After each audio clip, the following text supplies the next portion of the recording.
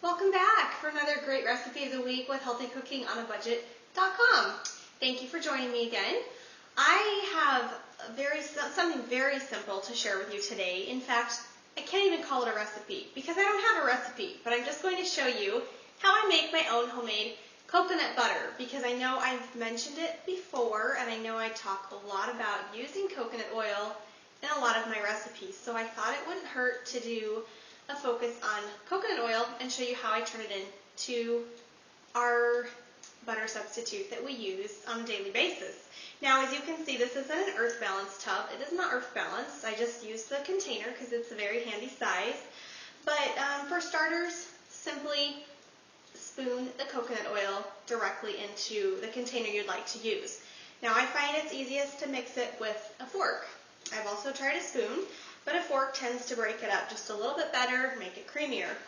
So, two simple things that I put in it. Again, like I said, there's no recipe.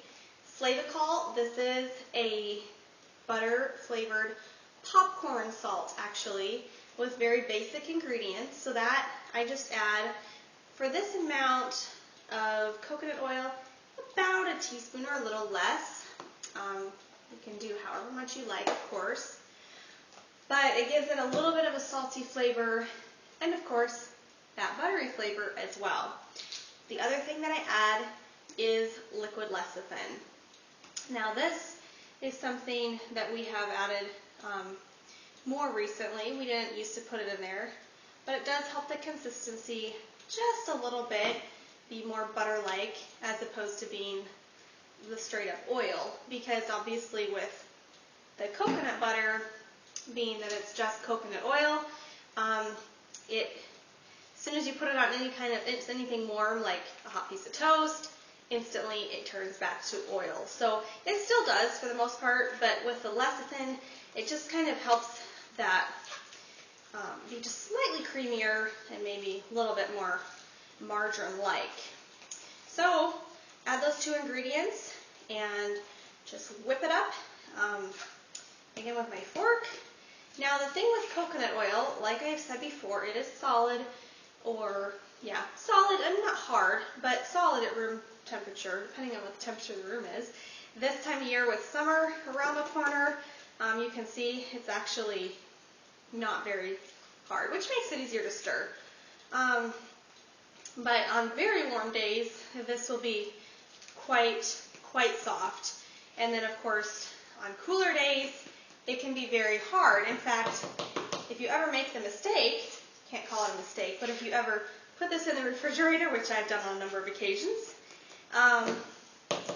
you will have fun trying to scrape it down little by little because it's very hard. So this does not need to be refrigerated.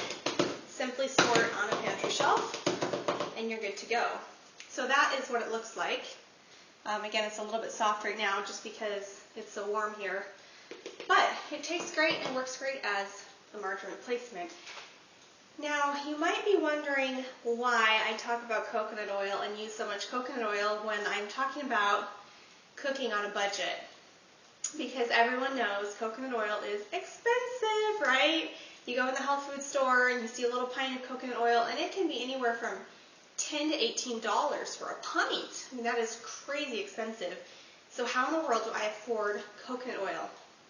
Well, let me share a couple of tips with you.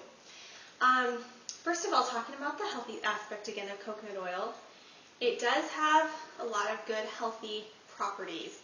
Now, I did a little bit of research online just to kind of see what was being said about it. Of course, as with anything, any topic that you research online, you can find that it's a cure-all, or you can find that it's the worst thing possible. So, there's always that. And it's the same thing with coconut oil. I do not believe coconut oil is a cure-all, okay? I definitely don't believe that. I do personally believe that it is better for our bodies than a lot of unsaturated oils, such as canola oil, corn oil, soybean oil.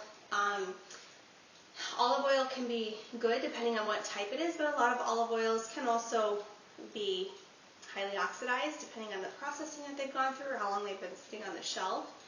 And certainly when it comes to cooking, coconut oil definitely ranks right up there at the top because of its high smoking point. This is the point that it reaches when it's cooking, when any oil starts to break down, loses its nutritional value, and becomes the free fatty acids, which then are absorbed differently into the body. With a lot of the unsaturated fats, they break down much more quickly, and therefore they become oxidized a lot more quickly than the coconut oil. So that's the one thing that I really do like about it. Going back to the budget side though, since we talked about the health benefits, on the budget side, I buy my coconut oil in bulk. Now you probably think this might sound a little crazy, but I'm talking a 5-gallon bucket bulk, okay? So the good thing about it is because it's very stable, it lasts almost indefinitely at room temperature. So a 5-gallon bucket can last me a year and a half. You know, it can last a long time depending on how much I use. So again, it seems expensive up front, but we buy it actually on auction through eBay, just giving you some tips of what we do so that I can stay on budget. And so the price varies. It depends on how much it ends up selling for with the bid price. We've gotten them for as low as $75 for a 5-gallon bucket free shipping. That is really good. I haven't seen it go for that low for quite a while now, but I just did some looking on eBay a couple days ago, and they're selling right now in between $123 upwards of $150. So using $150 as my price, just saying that let's just say I had to spend $150 on a 5-gallon bucket, breaking that all the way down to a pint size comes out to $3.75 a pint. That's the 16-ounce jars. And again, like I said at the health food store, oftentimes there will be a price label on there, $11, $15, $14. So $3.75, I mean, you can't beat that. It's not expensive. In fact, it's a really good price. And to buy organic olive oil or canola oil or soybean oil, again, a pint size, just doing some quick looking online, probably right around the $5 to $6 range for a very good organic oil.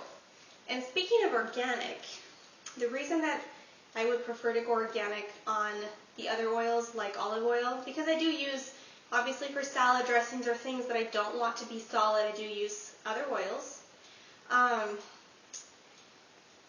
Those, especially the soybean, the canola, the corn, those things, as you probably all have been hearing about genetically modified organisms that have been changing foods, those are high profile crops. So anything you buy off the store shelves, if I can talk, off the store shelves is going to be genetically modified for those oils unless you go organic. So personally, I would make that choice to go organic on those oils. So looking at that organic price, which is what I'm comparing it to, is going to cost me more per capita than the coconut oil. So I am eating healthy on a budget, and you can too. Hopefully you enjoyed that. It's very simple. Oh, and by the way, this also means not only do we not have to buy the other oils, but we also don't have to buy spreads for our bread. So it's 2-in-1. Because you know, a tub like this of Earth Balance, you can easily pay maybe on sale $3 something, $4 something, $5 something for this. So $3.75 a pint of coconut oil, that's not bad. Anyway, I will catch you next time. Be sure to subscribe to my YouTube channel. Follow me on my blog at healthycookingonabudget.com. And as always, eat healthy to stay healthy. And I'll see you next week.